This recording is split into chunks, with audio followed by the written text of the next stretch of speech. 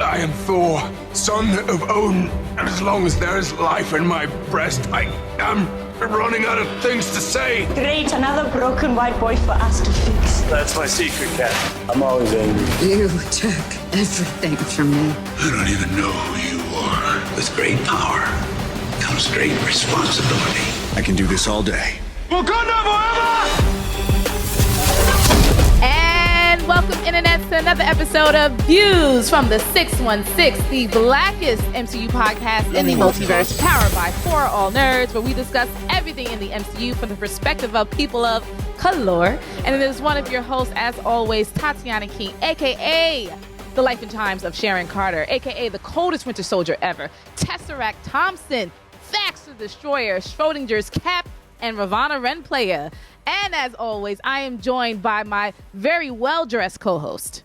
Oh, thank you very much. It's your boy, DJ Ben Amin, a.k.a. the Off-White Panther, the Power Toker, John Walk It Out, a pimp named Sam Wilson, the Sad Titan, Hank Grimm, Black Tom Petty, Grandmaster Flash Gordon, Karen Civil War up in here. Let's go! That's gold standard, man. I mean, gold. Thank you very much. Freaking standard. Thank you to everybody who is joining us. Shout out to everyone on the twitch.tv/forallnerds. You are where the party is. You know that you got to be there to see us in all of our full in color glory. As always, thank you to everyone who's been supporting us throughout the weeks, throughout the years, throughout the multiverse. We appreciate you. And thank you to everyone who's been hitting us up on the patreon.com/forallnerds, been hitting us up on the tpublic.com/stores/forallnerds. I see you with your beautiful Wong was right shirts. I see you with your beautiful Storm on a motorbike shirts. You see my little, or my cute little, what is this, sweatshirt that I'm wearing today? Ben, I mean, thank you. And this is one of the most fire designs ever. Shout out to Sketch Sawyer for that. Shout out to Ben. I mean, he's representing for the anime today. I see you with the motorbike over there. Kaneda Tetsuo. I see you. You know, I'm rocking for the post-apocalyptic worlds today because that's what we're discussing. Talk about it. We're talking about episode 8 of What If, titled What If Ultron Won? And post-apocalyptic, I think, is the most minimum thing you can say about how effed up this episode is. I had said it on Twitter. I think Marvel was big wilding in this episode, and it's to great effect. I mean, this is a positive. This is a compliment, but to great effect, they were big wilding on this episode. Before we get too deep into things, I just want to really stress this point. This is the most beautiful, gorgeous, insane animation I've ever seen done for a series. When I say that the time and effort and beauty that has been done when it comes to the lines, when it comes to the colors, when it comes to the mixing of cell shading and CGI and all sorts of different techniques, you have to give it up to the animators of Marvel and everyone else who's involved in the creation and the production of the show, What If, because this is just the most gorgeous stuff I've ever seen. And if nothing, I really want them to get awards just for the production alone, if nothing else, because I am floored every single time I watch an episode. And this episode, again, was unlike any other. You think it's better than like things like Beastars? I wouldn't say the word better. I just think it's up there. Like Beastars is absolutely, is another example of incredible animation, just out of this world. Yeah. I just also want to just point out that What If, this series has really surprised me in the level of detail and expertise and approach to animation in general, especially Western animation, if you will, or from Western characters. I fully agree there. Like on my rewatch, it popped into my head. I was like, yo, I know Tatiana's watching this. And I know she's being like, yo, this animation is fucking silly. Yeah, I was screaming. and shout out to Kimsonian, our peoples, because he texted me like, yo, this episode's crazy. But when I was rewatching it, I had this thought. I was like, yo, Marvel could probably slack a bit. You know, like we've seen. In what way? Like we've seen Venom 2 at this point, and we'll discuss it more on a separate episode. And we both enjoyed it for the most part. And, okay, and we'll get into that more later. But It's still not like even when the MCU is formulaic, it's formulaic with that shine on it. You know, where it's like it might be a formula, but it's a good ass formula. You know, it's like Coca-Cola back in the day. Like that shit was delicious. You know what I mean? Like, oh, it's better than it is now. I don't know. I barely drink Coke now. You know, it's just like straight up. Like that stuff is like, you know, it cleans off batteries. I can't F with that. You know, I don't really mess with that much. I'm sure it's good though. You know, I'm sure it's still that crap. But anyway, it's like this is that shine, and then their animation. I'm like, that's a lot, you know, to have this dope animation. That costs a lot. It's well done. It's stupid. So they could have slapped a bit, but they really didn't. You know, I feel like What If is really like exemplary. You know, it's a fantastic, like, it's really well done. Like that shot of Hawkeye falling into the mass of Ultron robots is just... It's gorgeous. We're gonna get into that. It's up there with like when Kanan, spoilers, in Rebels goes out, and you know that I still ain't even watched the episodes after that. But that beauty of that moment is the same thing where it was like, oh. Yeah. And I think that's what makes What If so special. There's so many beauties of the moments in all of the stories. And yes, these are fantastical stories that just drive deeply into the imagination of literally of what if certain characters were put in different scenes or scenarios, what if people were allowed to win that should have never have won, and all this other stuff. Like, I just think that the exemplary part of it is why I enjoy this series so far. Okay, before we get into things, I'm happy to announce that Target is sponsoring this week's themes of the episode. Target is partnering with HBCUs to support the next generation of Black talent. One of the ways Target is teaming up with HBCUs is through Target's HBCU Design Challenge, where students submit designs to be included in Target's Black History Month collection. Winners also receive a cash prize, equipment, mentoring, and networking opportunities. Check back during Black History Month to see the latest winners' designs that will be featured in Target's 2022 Black History Month collection. Celebrate your legacy. Invest in the future. Together, we are Black beyond measure. Visit target.com/Black beyond measure to learn more. With that said, let's get into it, into the themes of the episode. And we're going to start with explaining, mentioning that single choice. And now, like, I feel like the term Nexus event doesn't really even apply anymore. Nah. There's so much crap going on. But that single choice, that one point in time that's different, that changes what we know from the sacred timeline. And what I've also learned is it's not really just one point. It's like several steps that, if you will, it kind of cracks that prism of what we know of that reality, right? So in this one, the title is that Ultron won. What if Ultron won? And as we know from the sacred timeline, Tony, with help from the Avengers in many ways, creates Vision, right? Then, you know, we get into the whole Age of Ultron MCU film, which, depending on who you are, you may or may not like it. But it's an integral piece of the sacred timeline story. Instead of that happening, we get Ultron creating his organic body to merge man, mind, and machine. And had Ben actually said it last week, he corrected me. I was like, yo, it looks like Vision and Ultron suit. He said, no. It's Ultron in a Vision suit. Straight up. And boy, was you motherfucking right. Straight up. Ain't no Vision at all in this.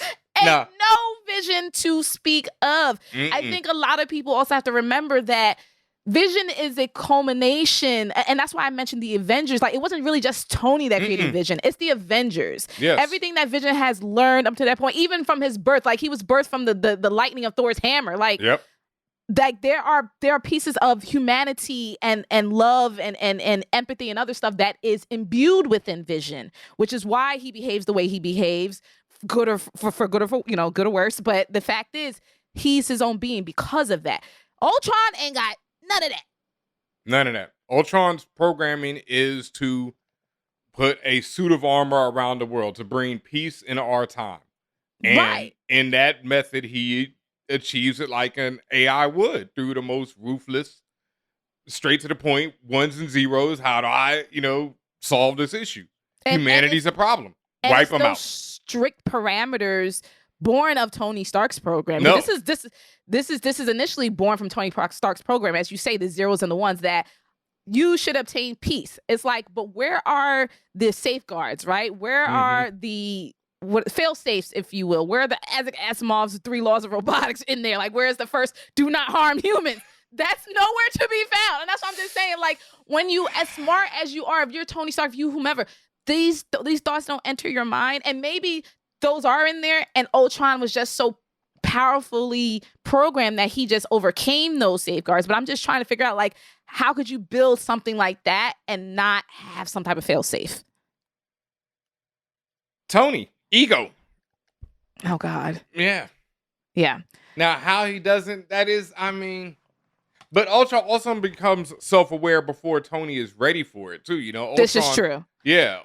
And he becomes self-aware. Now, he's becoming self-aware, is it because the combination of the Mind Stone? Mm-hmm. And as we see in this episode, you know, they use that Mind Stone, or Tony uses that Mind Stone to build Ultron. As you say, Ultron, it seems like just becomes way more self-aware quicker than anyone can really anticipate. And at that point, Ultron becomes unstoppable. To the point, he's able, let's fast forward just a little bit, he's able to successfully launch nuclear missiles across the world and effectively destroy everything and kill everyone, surprisingly enough, except Natasha and Clint. Yeah, I mean, that's because they're in the Quinjet, but I'm like, literally everyone in the world dies except for them two. No, not everyone. He hunts down the rest of them. When we see them later on, you know, with the robot arm, that's later. So that's been later, like, after he's been hunting down. Yeah. Not everyone dies right then. It's just how Skynet did it. That's what I'm saying. This is very Sarah Connor and her son roaming the planet. It's straight up Skynet. Skynet nuclear bombed the world and then unleashed the robot army upon the world to hunt down the remnants of humanity.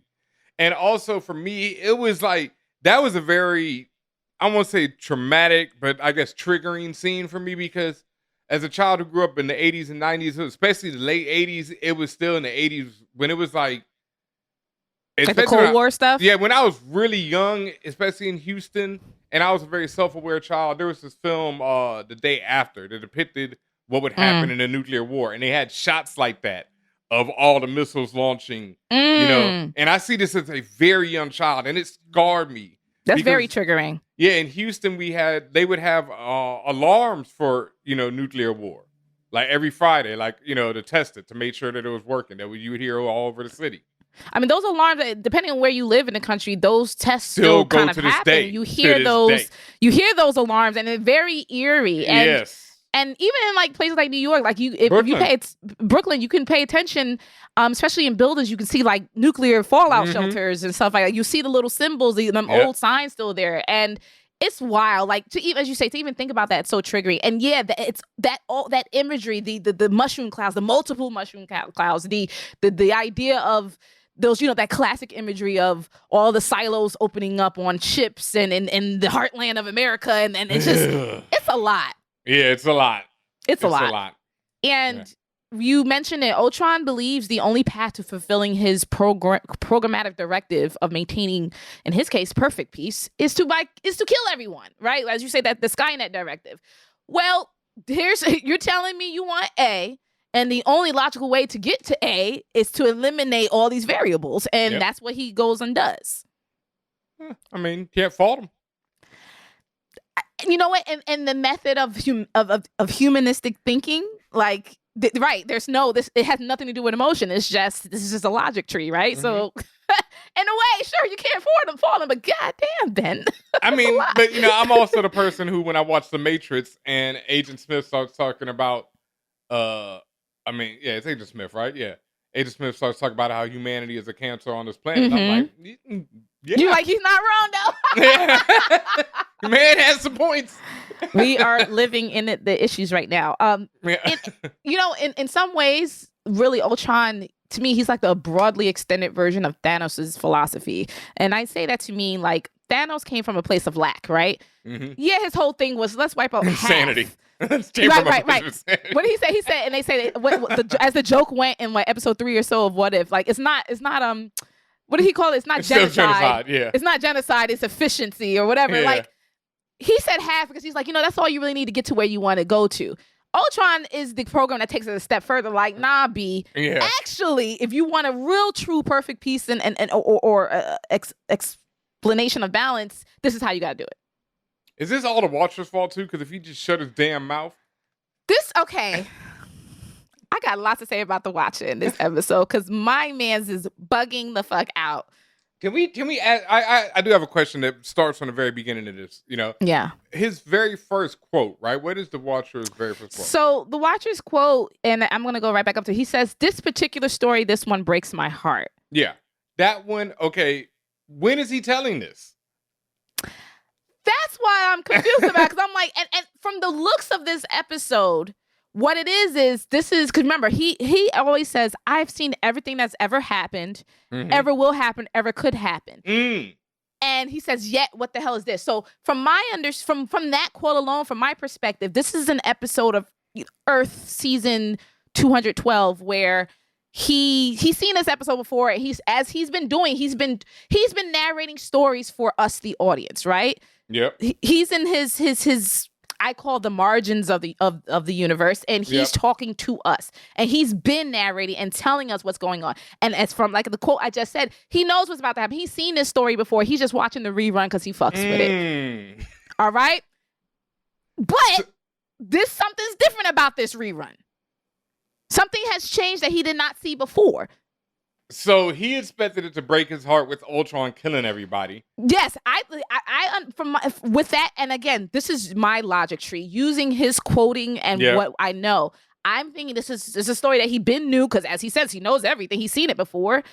He thought he knows this how it's going to go. Oh, it breaks the heart. Like, yo, they tried so hard, and Clint lost his will to live, and Natasha was trying, blah, blah, blah, blah. Like, he knew that it was just going to be all bad, but he didn't know, as we're calling him, Ultron Infinite would fucking show up.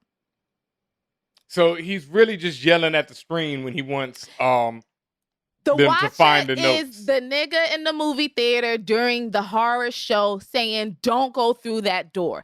Saying the killer is around the corner. Saying, "Girl, why did you fall?" Like, that's how I view the Watcher. This is and I have said that before in a different episode, but he's progressively become that person in the movie theater, just yelling at the screen. Yeah.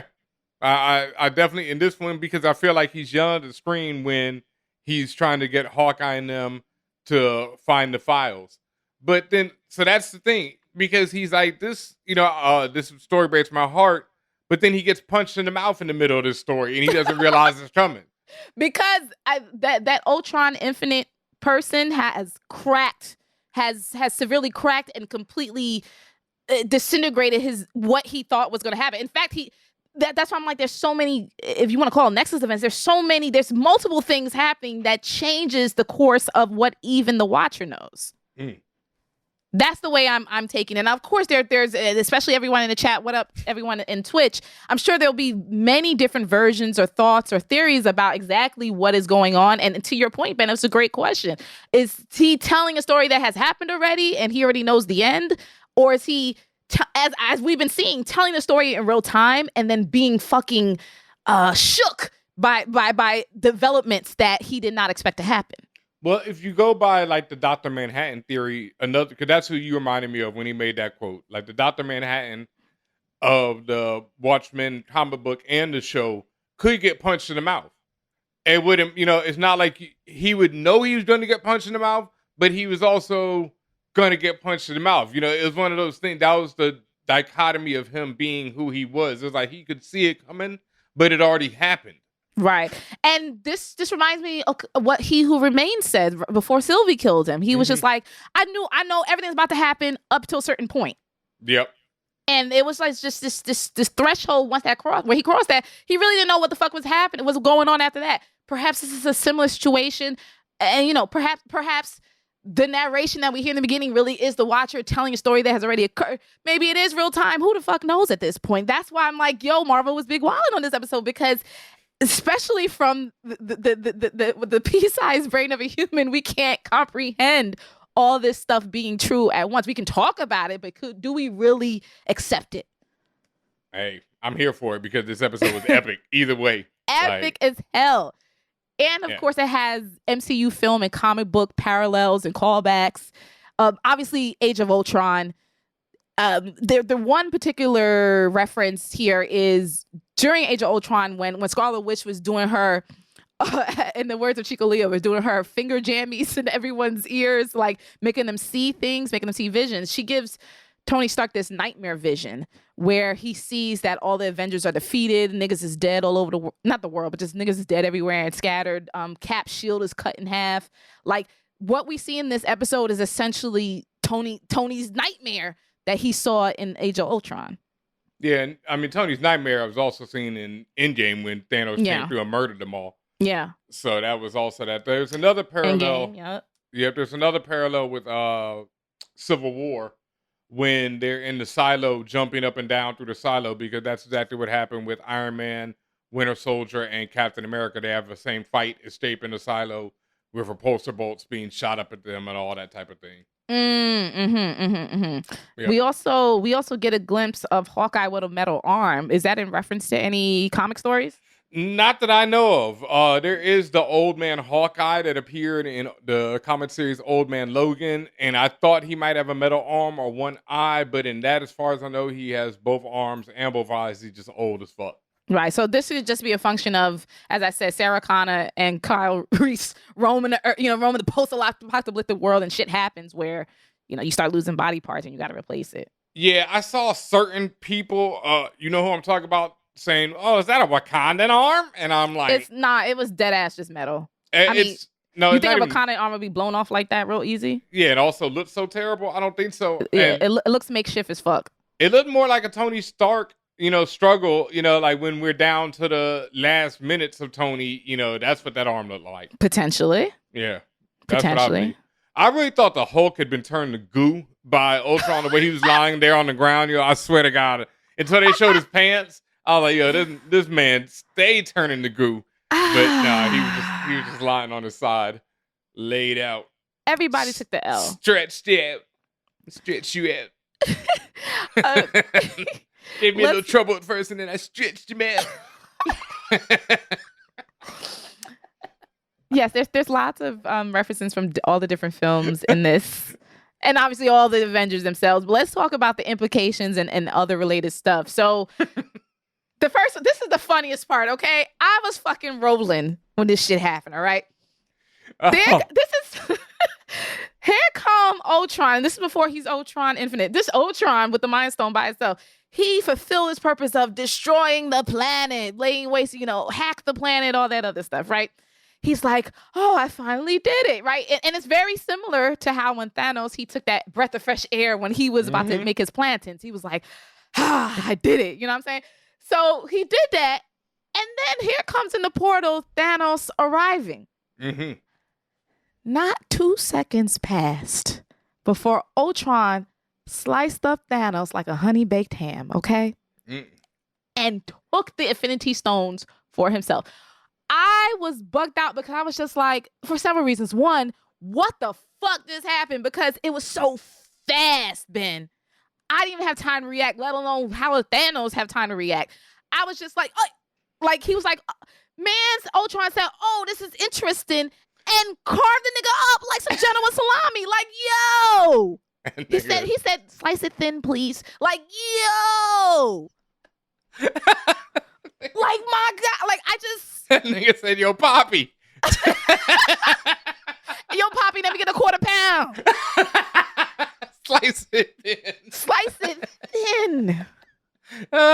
I just could not believe. All my real rights know when you go to the deli, you want the thin sliced meats, okay? Facts. I don't even eat them from the deli, but I do love me a egg and cheese bagel, Poppy. Come on, Poppy, hook it up.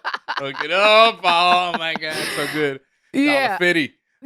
So that scene alone, again, I was like, it was like terror laughter. I was like, oh my gosh, but like laughing, but also like, oh my God.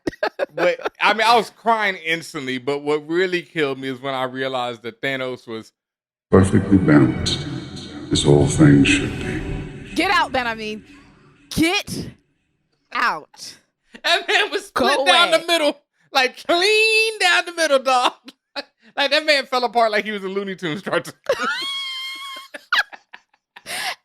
what if has been doing that in every episode? I've noticed there's been at least one thing that happened to a character or a scene where it's they like everything's been so like beautiful and realistic, and then they'll do one like cartoony thing to try to, and it's always during the most horrific time. I mean, and all right, now people have been like, yo, why didn't our Vision do that? Right? You know? Yes, and that was my second question. So like, bruh, why didn't our Vision do that? Well, I got answers. I got answers too. I would love to hear your answer. And I already kind of said the answer earlier when I explained who Vision is compared to who Ultron is. But go ahead, Ben. Well, no. I mean, you said that, you know, I mean, the short answer is Vision is a simp. Like, as we've seen throughout the series and through WandaVision, you know, throughout the MCU, you know, Vision's a little, you know, he's a sucker for love ass, you know. He thinking too much. You know, you talk about, we don't sacrifice life, Captain. What? Yeah. You should have been dead, bro. You know, because you about to sacrifice 500 billion, you know. I don't know how many lives you about to sacrifice in about 5 minutes. So, you know, like, you know, the choice is yours, you know, but yeah. And Ultron ain't about that life, you know. No. Ultron is about the Zank 1 and 0, you know. Oh, threat, Zank, you know. Like, that's a sound effect of him taking out niggas. Yeah, I mean, Ultron and Vision are two totally different beings. Like, Ultron is devoid of human capacity of empathy. Mm-hmm. He's devoid of that side of reasoning, of the emotional, the humanistic reason. He's, as you say, 1 to 0. He's circuitry and programming. Mm-hmm. Vision would, he's a simp, and he would weigh his options. He would contemplate repercussions, the emotions. You know, how does Wanda feel about this? Yada yada yada. Whereas Ultron just acts. He just says, "Oh, that's interesting. I see you having something in your hand, shiny, zip, like just right down the middle." You look like you flexing on me too. You came out flexing, like, oh, you missing a stone? I have that stone. Wank. Efficient, brutal, and direct. Yeah, that's Ultron. Thanos is still, while as quick and powerful he is with all the stones, he is still, you know, eternal whatever mind. You know, he is not faster than a robot. He's not fast and robot, and also he has feelings, okay? Yeah. The guy also has feelings. A lot of them. Yeah, he's kind of simpish himself. Yes! Yeah.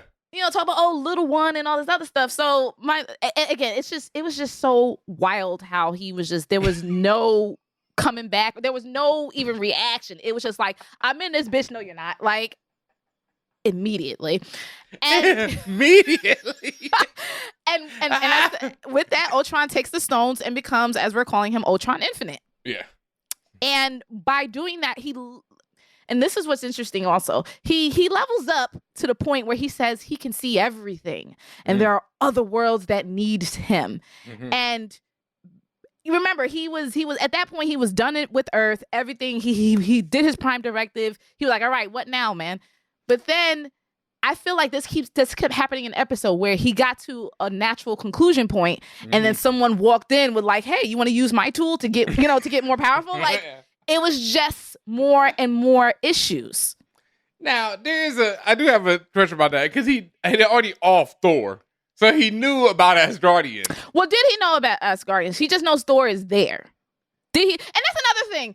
For what Natasha said was that Ultron took over all of the digital programming and computers and stuff in the world, right? Yeah. Which means he's tapped into Tony's database potentially. Yep. He's tapped into S.H.I.E.L.D. He's tapped into all this stuff. All these databases and places has all the information about other worlds, as you're saying, and all that stuff. So it's interesting that now that you mention it, so Ultron didn't have pre-understanding of other planets and people. S.H.I.E.L.D. knew about the Skrulls since the 90s. You know? Right, and not to say that he knew where Skrulls' homeworld was, and not like that. But he knows they're out certain there. People, and maybe I don't know. Did they know with the understanding that they're knowing that there's people out there? Would he at least known how to get to them? I don't know. Like these are like little gaps in between the narrative where I'm just like, okay, well, shouldn't he have known if he has now taken over the planet?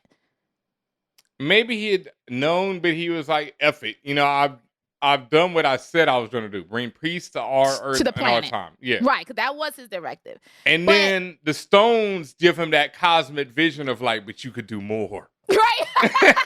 You could do so much more, baby. Yeah, the stones are like that, you know, self-help book. Like, you know, what if you...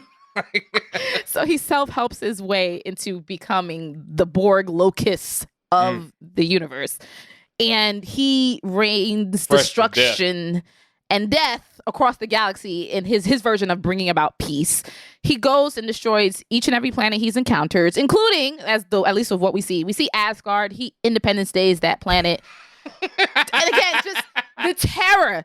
One like fell swoop. This shit reminded me again, Star Wars, that it's as if I heard a million voices cry out in terror all at once and be instantly silenced. Like, the niggas never had a fucking chance. Man's popped in, pulled up with his niggas, did the Independence Day, and was out. No more Asgard. He goes to the Sovereign. They can't even build fucking Adam Warlock before they fucking toast, okay? No, the Guardians go with him too. The Guardians along with done. Gamora. Yes, because all of them is there. You see AR Lord shooting up the club in there. That begs the question, because we've seen a Gamora Thanos in Thanos armor in one of the previews. So we're gonna have to see where that one comes from, because I don't think it's that same one. That one seemed pretty done. Maybe it could also be throwaway material that they're just using. I hope not, because she looks so fresh. Maybe we see Ultron Ultron Infinite destroying Sakaar. They killed my Uncle Korg again. Yeah. Ego, the living planet, he destroys. Did the planet come with like make a face like? He damn sure did, dog. I was rolling. That nigga had the sad face on, like it was a sad face. Don't kill me. And that killed me because. In the comic book Ego, like they do it in the Guardians movie at the very end when he blows up. You see the face on the planet real quick. But the comic book Ego is just always this giant planet with a face on it. So that's what I've always known Ego as. So to see that real quick and see the sad face was like, oh, that hurts. Ultron killed Star-Lord, killed his pops. Killed everybody. He killed his pops and him. He got killed them both. His pops and him. He just said, I gotta get you both. Ain't no karate movie revenge here, bro. You killed my father. No, you didn't. No. He also went to Xandar. That's the last place one of the last places that they name, where he ends up destroying Xandar and at the same time destroying Captain Marvel. She put up a fight though, once again. But, the levels of power to drag someone to the core of the planet and that not being enough. I'll tell you, I've always loved Captain Marvel for that power level. Once again, OP. Damn, this is the second time I'm talking about Rogue getting punched into the distance, because you team rocket her to the sky. Rogue, in the comic books, her flight and invulnerability come from stealing Captain Marvel's powers. Right. So, but then Captain Marvel gets this binary power, which is the one we see in the movie where she's like cosmically powered. Mm-hmm. And so Rogue is now a member of the X-Men, and Captain Marvel was cool with the X-Men. So Captain Marvel's been off in space for a while. She comes back to the planet and walks into the mansion. And in the next panel is Rogue flying out of the motherfucking office. Almost into space, dog, for one punch. So I'm always loved it. It was like, touch me again, bitch. It was like the Jazzy Jeff thing. They threw Rogue out the building like it's jazz. Straight up, dog. Because it's like, you see her just walk, you see this Captain Marvel just walk in the front door, and then there's a shot of the mansion, and then damn. Out. Yeah, so, but I also got to say, this show doesn't really seem to know what to do with Captain Marvel in a way, because it's like, she shows up, whoops some ass, and either gets served, but this is a continuation of what happens in this show, in the movies. She shows up, whoops, because the thing is, when you have such an OP character like that, it becomes a point where it's like, so what can't she do? Or what can't, forget her being a woman, like, what can't they do? Like, and it reminds me a lot of gaming. Like, when you get, like, they have to nerf these characters. That's the term, for those who don't know. When you especially when you play games like Overwatch, that's what they do to characters that are too powerful. OP means overpowered. If that character ends up being programmed a little bit too strong, they got to nerf it, meaning bring it down a couple notches so it's a little bit more fair for the other players. Yeah, so I guess murking her. And I still got to shout her out for the last episode, because I just love Thor's interaction with her and him saying, all this power in such a small package. So we still seen that. And then she gets dunned off. Like I said, she seemed like she was going to be... Ooh, you almost had it? Yeah, she seemed like she was going to do something. The only being we had seen thus far that was going to do something to Ultron Infinite, but that's Ultron Infinite, which is now exponentially OP. Yeah. And then all that happens, and then we get to the Watcher. My nigga. This again, he is the funniest. It's just comedy watching the Watcher spaz. Like the things that he, like, as you say, he's supposed to know everything, know everybody. And he's so high and mighty narrating what we see. And then he's bugged out. Like because he's getting shocked out of all of this stuff. Like he's shook. Like all this stuff is happening that's not supposed to happen. And he can't point up from down at this point. Mm-hmm. And like, as we see, like every episode, he's verbally narrates everything we see. Like he says the quiet parts out loud, right? Like, he's used to doing this while not being detected. So he could be standing right next to you, but he's in his, margins in the universe. So he's like, and Ben Hameen looks seriously at the camera as the light glazes over his sunglasses, right? So this is the Watcher narrating what the fuck you're doing right now. And it's so weird when it comes to the point that Ultron is ascended and can hear this nigga talking. Like, the Watcher, and that's why I mean, like, when you ask me, is this something that has happened or is active? I think it's in the present, because the Watcher is presently narrating when we see Ultron look up, like, wait a minute, who's talking? Like it's like, you look up, like, what's that movie we saw? What's that movie where they make the joke where the boom mic comes down? The fourth wall breaks, and it's like, yo, I see that there's somebody watching me. It's kind of like a Truman Show type of situation. Like, there is somebody watching me. There is someone else there. I know that, even like, you're narrating, but like, this isn't real. Like, what is going on, right? So it doesn't dawn on the Watcher that Ultron has ascended to that point where he can sense, hear, and now eventually see him. But he's also saying it at the same time. He's also saying, which is why I'm so like, yo, what is going on? Yeah, because he straight up says he's ascended to another level of consciousness, which allows him to see. But that narration doesn't tell you, the Watcher, fam, if he's ascended, he's about to come for your ass next. No, that doesn't. That's what I'm saying. Once again, it goes back to what you said about the Watchers. Like, that shit don't compute. What's not clicking? What's not clicking at that point? But it never clicks for them. That's the thing about the Watchers. It never really clicks for them. They just be doing shit, watching shit until it goes bad, and then. But yeah, I don't. Like I said, it just goes back to that idea. This becomes a chicken or the egg situation, and we really don't know the answer because we haven't seen the next episode, so we don't know. My answer is that he's narrating this at points from the perspective of, like, after the whole episode is over. And then there's other points where he's narrating and getting surprised in the middle of it. Like he's even using different tenses. Like, he's using past tense at one point, and then once he gets found out, it's all present tense. Yeah. So I think when he's using past tense, it's from the perspective of somebody who's already finished this. And then when he goes into the present tense, and I just think we're putting too much thought into it for Jesus, because it's kind of... Well, yeah. I mean, it's something to think about, because as I mentioned, the fourth wall does get broken by Ultron in many ways. The fourth wall of the Watcher, anyway. And it reminded me of what you said, your metaphor about when we were trying to understand realities and levels of realities, when you gave the metaphor of a comic book, like the person reading a comic book, how they, in this case, is the Watcher, whereas the people within the comic book, they had no idea that the Watcher exists and things like that. It's funny because Jeffrey Wright, in an interview before the series started, he said that his version of the Watcher was like the ultimate fanboy of the MCU. It makes sense now. Yeah, and I was like, that's a weird Watcher take, because I guess that is kind of the Watcher, even from the What If stories, because he's always like, look at this, and that was always his thing in the comic, like, look what happened in this world, look what happened in this world. So I guess that is kind of like the one who has the knowledge of all the MCU, because he knows all these characters backwards and forwards. So in that way, it's like that. And this shit was so ill because, one, they did, like, with the Watcher, you see him looking through all these prisms of reality, right? Where you see in different facets, you see different realities. And that's a straight up thing from DC, where at one point, Superboy Prime, this character, who's one of the versions of Superboy, was trapped behind a wall where he could see all the different worlds of DC. And what he saw, he felt like, because the Superboy Prime, this dude was like from a world where it was like everything was good. So he started seeing, Batman get his bat broke, and Superman get killed, and all the darkness that had overtaken the DCU. So he broke through the wall by punching it. And it's considered one of the biggest jokes in comics because he rewrote DC Comics by punching a wall. You know, he was like, no, I don't like that. And punch. And then, you know, stuff changed in the multiverse of DC. Yeah.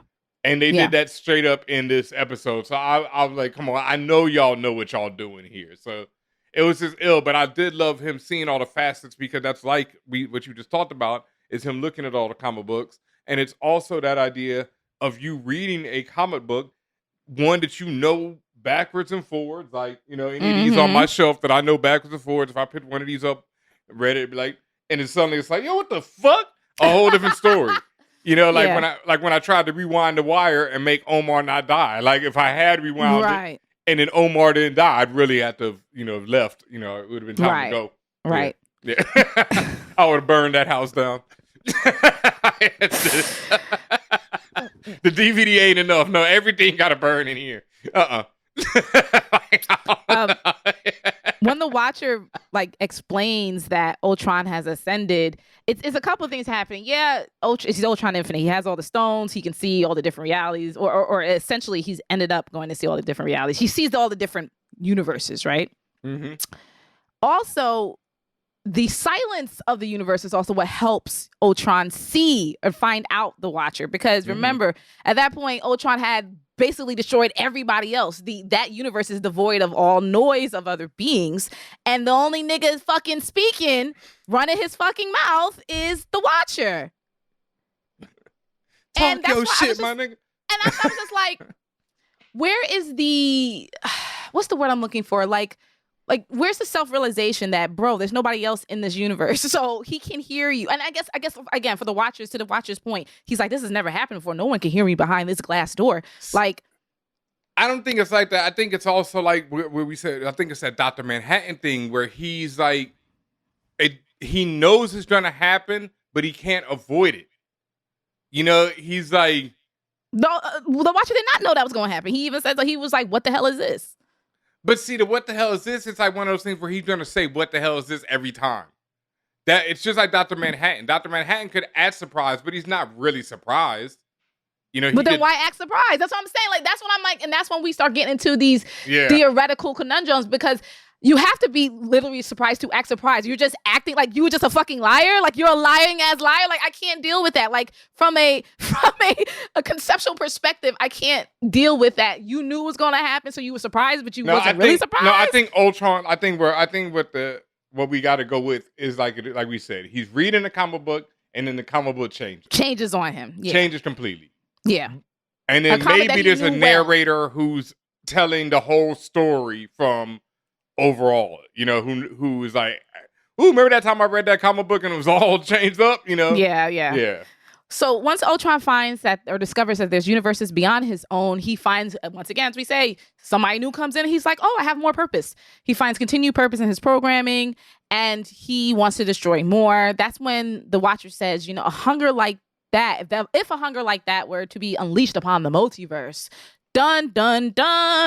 And at that point, that had later, like a few frames later, when we get into like their massive fight, I saw Ode to the Galactus, where during that fight, you saw Ultron actually devour a galaxy, and all you saw was an Ultron head bite down on the galaxy, or, you know, the solar system or whatever. And I just thought that was a cool shot. Also, his armor that the Watcher summons, that the Watcher summons, is very reminiscent of a lot of cosmic beings in the Marvel Universe, including Galactus, including the Celestials. And also there's another Watcher named Aaron. Aaron the Watcher. Aaron, okay. I don't know, Aaron, whichever one it is, who actually summoned a cosmic suit of armor, quite similar to that. So it's been something that they do in the comics. And let's dive into this fight, because sweet. It's as you say, it's incredible, and also it ponders more questions, like where to try to explain, where does the Watcher exist in reality? In my head, I've been using a term, the margins of the universe. Like if reality is a notebook with lines, he lives in the margins, where he's not in the story, but he can see the whole story. And it's kind of, I don't want to call it a pocket place, but it's a kind of separate on into itself, which is why Watcher feels like no one could penetrate that typically. Where does the Watcher live? I would even take it further. Like if you would say the margins, I would say Watcher lives in a bookstore and there's a bunch of books in it, with different universes in it. Okay. Like that's how far out of it he is. Like books are universes and Watcher is on a whole nother scale of things. Okay. Yeah. That's helpful. Yeah. During this fight, which I just felt like, especially coming from the fight we just saw between Thor and Captain Marvel, this just took it very much many levels and degrees higher. We saw Thor and Captain Marvel punching each other across continents. You see these Ultron and the Watcher punching each other through realities and universes. Straight up. And again, on a scale that we have not seen before in the MCU, at least. And again, we'll see what happens when we start seeing the Eternals film. But like, we just have not seen stuff like this before. No. Do we want we talk about being punched through realities, and we see several realities in it that they get punched through. The very first one resembles the planet from Star Wars. What is that? Attack of the Clones? Mustafar? No, that comes later. There's two shout outs to Star Wars. There's the first one, Attack of the Clones, with the bug-eyed people that they fight. I don't know the name of the planet. Yeah, who cares? Then, but that was one where I was like, oh, that's Star Wars immediately, and then a little while later they get punched through and they end up on Mustafar, which is the home, it's the Red Devil planet where Darth Vader has the castle. And you clearly see the castle. I mean, not clearly, but it is there in the background. Same shape, the iconic towers. And damn near looks like the two-tower theme from Lord of the Rings. So this is like the second or third time that we've seen Star Wars shout-outs in this. But that's just a tradition, within properties to give, little shout-outs to each other. And Marvel and Disney both being owned. I mean, Marvel and Star Wars both being owned by Disney now. It's so easy. Yep. In this fight, you mentioned that really cool armor that the Watcher ends up donning. That don't really help him in the end. No. It's kind of like Power Ranger suit at that point, because like he has hands but not enough. And as someone who doesn't normally fight, like you can tell, like most of his moves is all defensive in nature. He don't really seem to have mad offense like that. And Ultron is just a go type of individual or being. And ain't no way, boy. Ain't no way this man could come up, or this being can come up against Ultron. No, Watcher has never been that, you're not that guy. He's not that guy. Okay. Yeah, he's never been that guy who's just coming through and laying hands. This is probably the most I'd ever seen of the Watchers fight. And that's a question I have. Has there ever been a story of the Watchers or Watu or all of them even fighting? Like, I've never seen the girls fight. Well, no, I know Aaron puts on hands, but I never read those comments.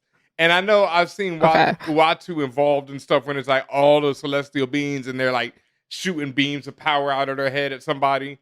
They're doing the Care Bear stare on someone. That's what I've seen. But I've never seen it where it's like him going down and putting them hands. Okay, so that's just a new thing for What If. Okay. I mean, no, it's probably not. I ain't read every Marvel comic. I know this man put hands at some point. Everybody, got to put hands at some point. So it's just part of the story, right? You got it. Okay. It's a comic book. You gotta lay them hands sometimes. Honorable mention though to the Watchers fighting, where at one point he headbutts Ultron and says, "I'm the Watcher." Dog, I cried. It was very WWE wrestling. I was like, all right, very I got Marvel you. You got your versus, super move. Yeah, very Marvel versus Capcom with the super move. Very too, like, Marvel versus I'm Capcom. The Watcher, like that exchange, Marvel versus Capcom. A little bit of Injustice thrown in there. Like it was definitely gaming right there. A lot of I thought some Dragon Ball Z up in there because it was like these two dudes, powering up and like Frieza versus well, not Goku because the Watcher ain't make it. So let's call him. I mean, he did Krillin. make it. I don't know. He didn't make it. He just had to run away, and he'll be back. Krillin's actually a good analogous to him because Krillin's also bald headed. So. And also, Krillin. I mean, we just during the fight, since we're talking about it, some of the ill Easter eggs in it is like. You see the Watcher with the Kirby crackle, which you could see on our own views from the 616 logo and image. That energy, those circular dots of energy, which shout out to the Jack the King Kirby.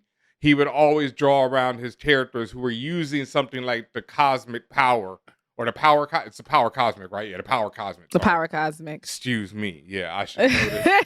But that's something the Silver Surfer is imbued with. He got it from Galactus, the power cosmic. And so to see the Watcher have it, we also see the Watcher pull up a shield, which looks like a version of the magic that Doctor Strange uses. Like it seems to have those same type of glyphs. They're more square than the triangle stuff we see. It looked like magic. It looked more than just like some cosmic shit. Yeah, so I think, that's what we're seeing here. We're seeing the Watcher, being the fanboy that he is, knows all the different tricks. He's like, I know Doctor Strange magic. I got some of this power. I got this power. Show me your moves. Yeah, basically. Yeah. Ben, I have another philosophical question for you. So, and let's talk about, this is about in terms of what we know about the universes and what we've learned from shows like Loki and the TVA and stuff like that, where they explain about how and when Infinity Stones have power, or we learned, at least in where the pocket that TVA sits in, the stones have no value. They have no power. They're just paperweights. And is it, the reasoning is because those stones have been removed from that reality and that reality has been pruned? Is that correct? Or is it just simply by virtue of being in that space, they have no power? I think B, by virtue, just like Loki. But wouldn't that also say because it's outside of that universe? You could work it both ways. The comic books is that the stones only work in their own respective universe because each different multiverse has its own set of stones. So that's the comic book version. Now, as far as the MCU, the TVA has a nullifying effect on magic, on powers, on all that. And I think the stones being there was just to show you how powerful the TVA is. Right. Is that it's not just Loki stuff they can nullify, it's anything. Right. Okay, so overall, the idea is if it's not in its own universe or whatever, it's probably not going to have the same effect, right? But that's not the case here. But that's not the case here, and that's my question. I don't know. See, that's what I'm saying. I don't think it's one of the things of not being its own universe. I think it's the thing of being in the TVA. The TVA specifically nullifies things because Loki is nullified in the TVA, but when he's out of the TVA, it's all his magic. So you're telling me I can take my Infinity Stones from Universe A to Universe B and still be powerful? Perhaps or perhaps not, because I mean that's like the thing. That's the stones. Like the stones have their own, laws and physics, and they are based off each universe. They come from the Big Bang of each universe. Right. But and I Ultron, Ultron. Go ahead. You're about to say is using his powers in every universe. So I would say yes. In the MCU, no. The rules are different. And he also says it. Anything's possible in the multiverse. The what if is canon. So isn't this the MCU? Yeah, the rules are different than the comics. Yes. Yes. Okay. Yeah. Yep. There it is. Damn. I mean, like that's the thing. I always tell people, like, when you get into these rules, you kind of start losing some of storytelling. Like, you want to have as minimal rules. You want to let people just create. And you just want to tell a good story. You don't want to be sitting there like, but then they work. Who cares? Because that shit look dope. And that's true. It's about having fun, right? I still have to ask the question, like, how, Sway? Like, how is that working? And I think that the rules are just different. And I think that they have yet to establish any rules. That's the other thing. People take, like, because I've mentioned it before, but I've also said the MCU is different. I've mentioned the comic stuff. But all the MCU has said so far is that the stones and powers that the TVA does not want to work in the TVA are not going to work there. That's all they've said. That's all it is. Okay. Yep. So until they say differently, and it's also, I mean, you could even in the comics, you can change stuff. You could be like, well, Ultron Prime, did something to his stones, so they work in another universe. Boom. Yeah, you could just write something in between the lines saying as much. Yeah. People always wanted to be like, but this is hard. No, it's not. Things change all the time, bro. It's like, yeah. The multiverse is infinite. Even Ultron said that joke in it. He says anything can happen in the multiverse. That rule is like maybe 10 years old at most now. That comes from Hickman's run on the Avengers. That's not like a 100,000-year-old rule. That came when Hickman wrote the Avengers. Got it. Now everyone acts like, nah, it's like, no, bruh, I got hair older than that rule. Straight up. As this fight continues to blaze on across the galaxies and the universes, we do see, as you pointed out, the Watcher is now fully corporeal at this point. Like he's even to the fact that he's perceptive to the naked eye. at one point when he's punched into New York in the middle of Times Square, and to a reality where in the background we see Steve Rogers being sworn in as president. The regular people can see the Watcher as well as obviously see Ultron, but they can see the Watcher, and he's all again shocked and shook, like, how can y'all niggas see me? And it's just like, again, what is he not like? It's just, I'm just always confused about like what is he supposed to know versus what he's not supposed to know, supposed to happen. But well, I think at this point, everything that's happening to him is brand new. It's just brand new shit. Okay. And that's something he's not used to this. Like dude says, like, you're less of a creep now. Isn't this more fun? He's not. Ultron called him a creep. Yeah. But I creep. Yeah. But and that's Ultron doing that Tony stuff, and I love it because that's Ultron, fully embracing who he is, he's his father's child. Yeah, pure asshole. Always a slight joke to it, Yeah. Just disrespectful. Tony. We see the punching of realities happen. Every punch, the reality fucking changes. They're sitting in New York. Ultron punches the Watcher and it becomes Wakanda. He punches the nigga again and they end up in medieval times. Punches that man again in the Skrulls. They're somehow on the Skrull home planet. Like, it's out of control. And another big Easter egg I just want to talk about real quick, where we're talking about that Steve Rogers screen. Because that's an ill moment right there, right? He lands in New York. We see Steve being sworn in as president. But in the background, and I got to shout out Screen Crush and Ryan Airy for their YouTube videos because they're the ones that noticed this. I would have never peeped this and made this ill connection. But anyway, in the background, we see a sign for the Broadway play Olympia, which the same play and the same sign is featured in the Loki one where Loki takes over the world, and we see him giving his speech from Times Square. Oh, about taking over I'm the president of the world. I'm the president of the world. So in that episode, Nick Fury is with Captain Marvel is going to wake up Steve Rogers to save the world. So the theory going around is that's that same world where Steve Rogers woke up, put that whoop down on Loki, and he was because he put the whoop down, and he's the dude because of probably Captain Marvel who did it. Just to let the president. We could go with that. I mean, it rides along a lot of times. Like we were asking, like some of these stories are technically continuations of others. Like it could be anything really. But yeah. And you asked for that continuation of certain stories, and I did with much regret. Yeah, because it ends up with Ultron winning. But damn. And there's your continuation of that story. Yeah. Wow. Yeah, that reality gets blown out too. Like, well, I don't know. Right at that point, the reality's still okay. They're just smashing through it. They're just smashing through. I don't know. And again, I don't think these realities necessarily getting pruned. They're just smashing through. They're doing the cartoon running through the walls where they're running in between rooms. Like how you hold the person, you're just slamming them. You're slamming them through the walls, and you just end up in different rooms of the house. I just think that's what they're doing, but on a cosmic scale. It was like once again another WWE thing where it's like they start in the ring, and then then 5 minutes later they for the ages. Yeah, 5 minutes later they're in the street. Then they over in the hospital. That's a hardcore match. That's a hardcore no hold bar match right there. No DQ.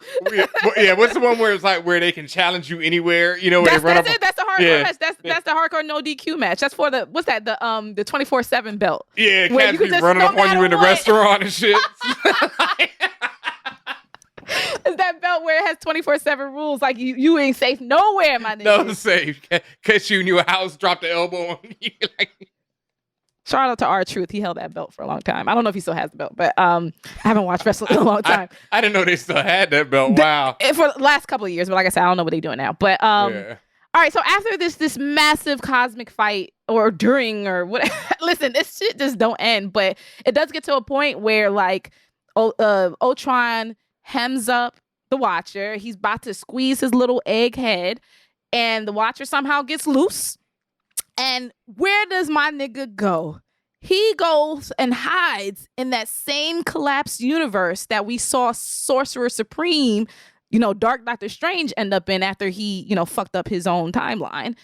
The Watcher runs back to that very same place to hide from Ultron and then ends up having to ask Strange Supreme for help.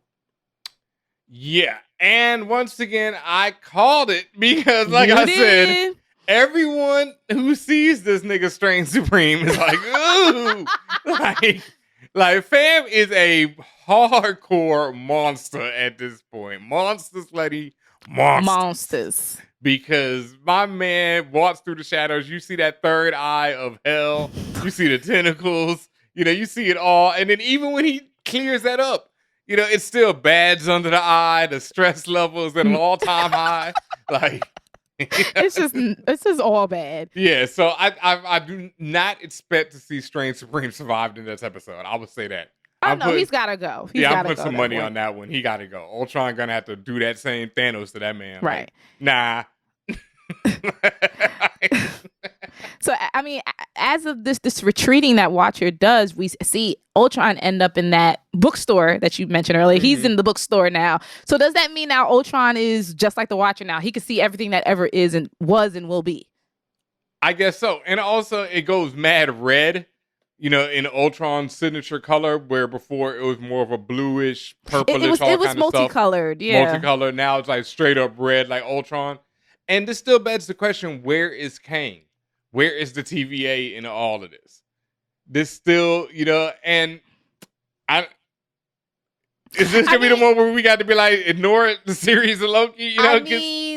Right, or is Marvel gonna pull it all together in that last episode? Maybe they'll pull it all together. Maybe they say none of this matters, or maybe they'll say this is all happening concurrent with when the Nice King got killed, and that's why all this crap is being. Remember, like we said, like if we're looking at this in canon, this is happening after Nice King gets killed. As he gets killed, and we see the different timelines branching out and crossing over, and this is what if the series is a culmination of all that shit happening, right? So maybe we're just seeing the fallout in present time. Yeah. So that's all I got. That's all the explanation I got. Yeah, I don't think the TVA needed to be involved at all in this series until we got this Ultron Infinite going through rampaging. That would seem to be where it'd be like Kang would have to step in at some point. Unless Kang is, like I said, he sees all of this from an even bigger, he's outside of the bookstore that the Watcher is in. Right. And he's like, that's cool, but I know how this going to work out. So, like, how does this get fixed? Because before he went into, the bookstore of the universe, like, it seemed like, and according when the Watcher was doing his whole, yelling at the screen stuff, it seemed like they were going to try to use Armin Zola, the program, to try to infiltrate Ultron's program and, disassemble him from the inside out. But I think we're beyond that point, right? So how do you, now you have Strange, like, how do we get to the point of actually stopping Ultron? How? Well, I think what we talked about last week. We're about to see the multiversal Avengers, multiversal Guardians of the Multiverse, however you want to market and brand this team, which I'm sure they will. Mm-hmm. And I think we're gonna see him collect people from the prior episodes. Like, I think we got a. You think Captain Britain? Captain Carter showing up. Yep. My list right now is Zola and Widow, Ultron, Zola, Black Widow. T'Challa, Star-Lord T'Challa. T'Challa Lord. Yeah, T'Challa Lord, probably Nebula along with him. Captain Carter. That Gamora Thanos that I mentioned, Thanos Gamora, the one where we saw Gamora in the armor. I don't know where she comes from, but I just have a feeling she'll be up in there. Spider-Man Strange from the zombie world. Ant-Man Head from the zombie world. And potentially another T'Challa from the zombie world to T'Challa. Like, I'm down for it.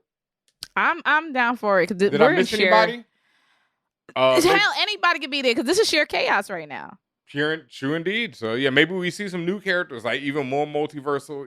Like, who knows? Like, and this is like this episode is, even though episode 8 is technically part 1 of the second of the final episode of the season, which is part 2, as we predicted. And there's also been the question, maybe that Gamora Thanos came from an episode 9 that was, or what, 10?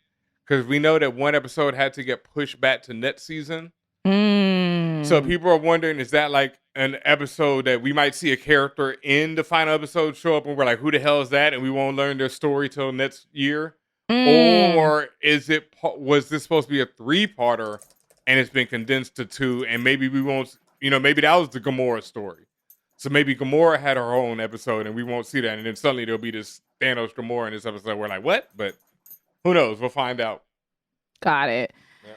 All right. Real quick with the characters. The Watcher, voiced by Jeffrey Wright. He's become just a delightful comedy as the episode has gone on. Really appreciate him there. Clint Barton, Hawkeye, Jeremy Renner is paying the bills. I think he's one of the few alongside Benedict Cumberbatch who have like damn near every episode they've appeared, they've actually voiced their own characters, or every episode they've appeared in. So they're getting a bag there. Natasha Romanoff, Black Widow, is actually being voiced by Lake Bell. We saw what's gone on with our lady. Talk about getting the bag. The tree in the hills. Yeah. Talk about getting the bag. Oof. Yeah. Arnim Zola, Toby Jones actually reprises himself, but by voice. He played Arnim Zola in the Avengers movies, but he voices him in I'm kind of upset cartoon. that to this day we still have yet to get the traditional Arnim Zola from the comic books, where he's this robot body with his face on, with that screen on a TV on his screen. chest. Yeah, on his chest. I'm still upset. Yeah. We keep getting these teases, like we got the little camera eye up, on top with the screen, but all they got to do is just put it all together. And the cartoon was the best way to do it. Maybe you'll get to see that next. Like you said, they're doing these Dark Avenger team up right now. So maybe you'll see that they'll put him in a mobile type of suit that looks like that. I would hope so. That'd be awesome. Because he can't do anything with the legs cut off in the Ultron Sentry bot. So shot off, yeah. Sorry, you can't betray us. Yeah, that shit was great. Nigga said your team building needs work. You ever seen that movie, Kids?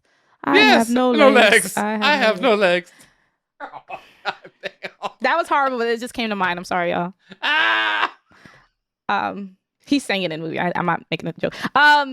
Ultron, voiced by Ross Marquand, not James Spader. For those who don't know who that person is, or that name might sound familiar, he plays Aaron from The Walking Dead. Also, he played the Red Skull in Infinity War.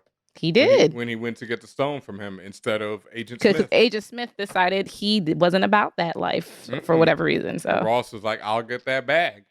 And also, Thank you? Yeah, I'll hold on to that, and then coming back for more bags from Marvel. And I also love how Arnim Zola was like, this is not the first genocidal maniac that I've had to deal with, isn't it? And that's referencing the Red Skull and Arnim Zola working together. Okay. Yep.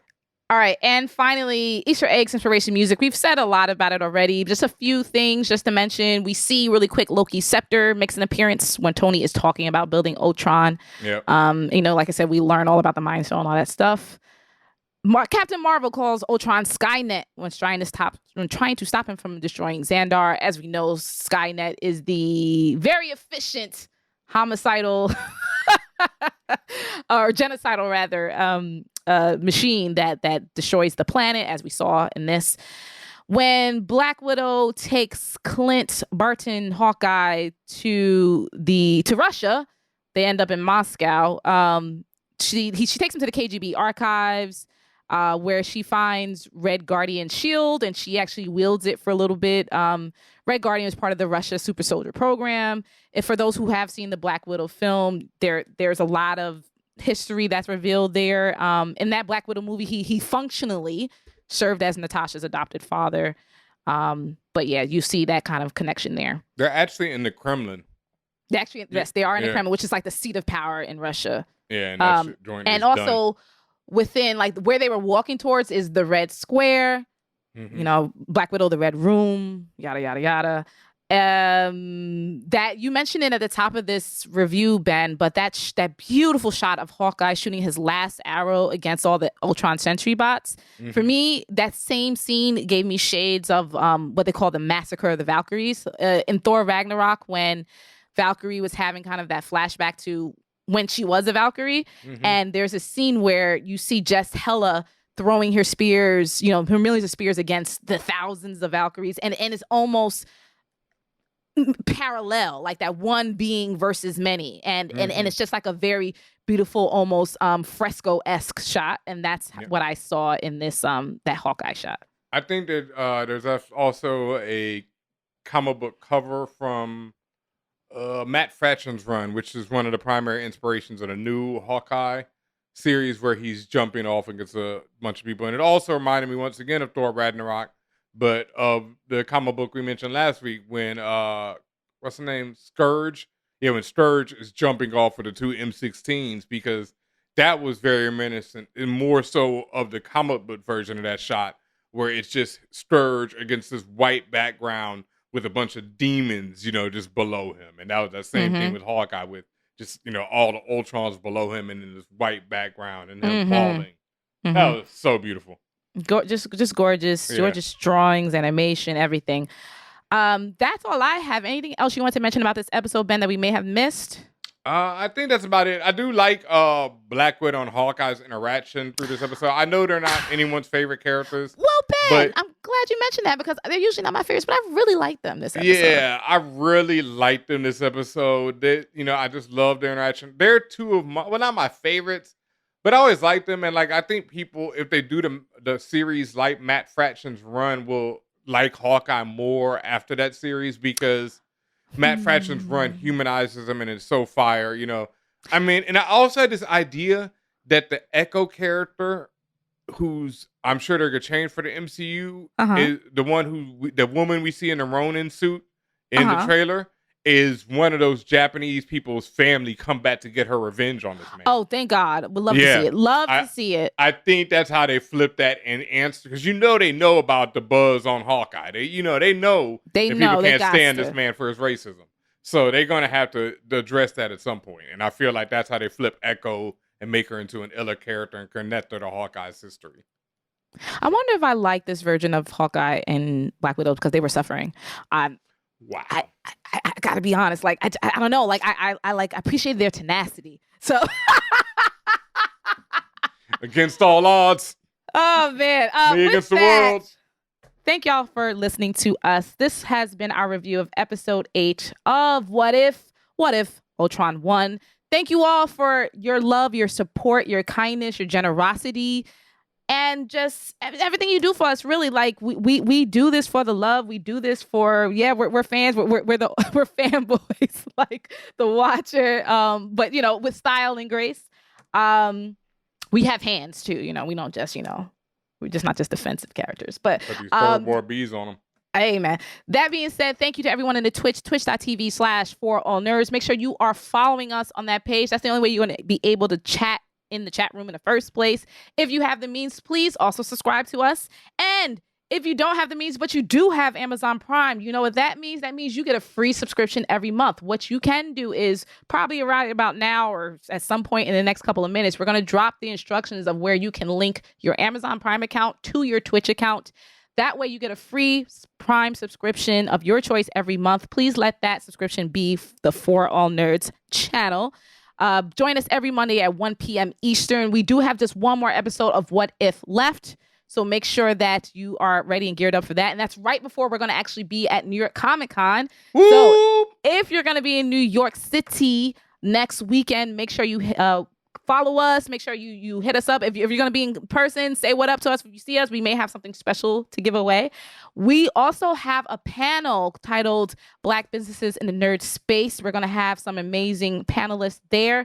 It's going to be that Saturday afternoon, I believe like 3:45. You'll see the promo go out all over our socials as well as from our panelists. Thank you to everyone who is subscribed to us on your favorite podcast platform. We are everywhere. There's no excuse why you cannot hear us. Subscribe to For All Nerds to hear views from the 616. Follow us on all socials. Views from 616 as well as For All Nerds. You can follow me personally, Tatiana King. You can follow this guy, DJ Ben Hameen. Also, make sure you're supporting and following his tunes, especially if you're in Brooklyn. This man is doing live shows still all the time.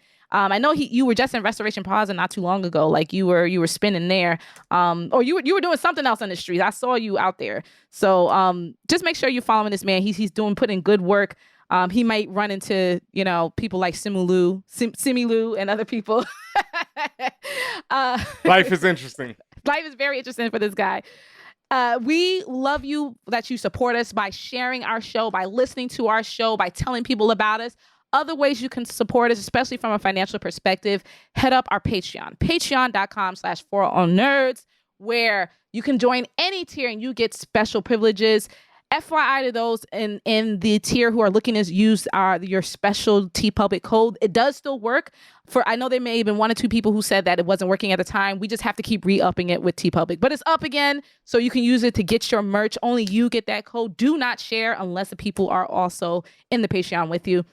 You can follow us. You can go to our TeePublic, tpublic.com/stores/4allnerds to get our merch. We have some fabulous designs. We talk about, like, obviously the 4All Nerds logo, the views from the 616, the Blackest podcast, the Blackest MCU podcast shirt there. We also have what I'm wearing here, the Storm on a Motorbike shirt. And you could get it on, like, you could get it on t-shirts, tank tops. You can get it on, I have it on a sweatshirt right now. The Wong was right. Shout out to Latina. What's her IG? Or what's her Twitter? Her Twitter is Latina Scribbles, I want to say. Or is Latina that her Scribbles IG? or something. Sorry we messed that up. But we know who you are. We love you. We're probably in On the chat Twitch, right now. Latina Geek. Latina Geek. There it is.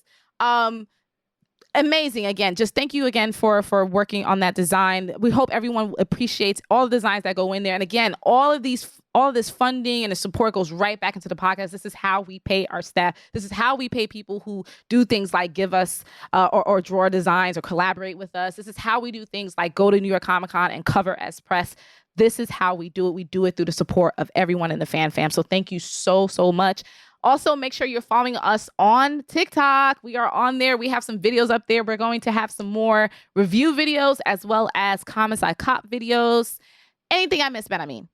No, but shout out to Target. And make sure y'all run the numbers up on this episode for real. Please run them numbers up. Hit play. Go hit play again. Refresh. Play it again. Tell your friends. Tell your fam. Run them joints up. Run it up, play it again, put it on mute and play it again. To the roof, baby, to the moon.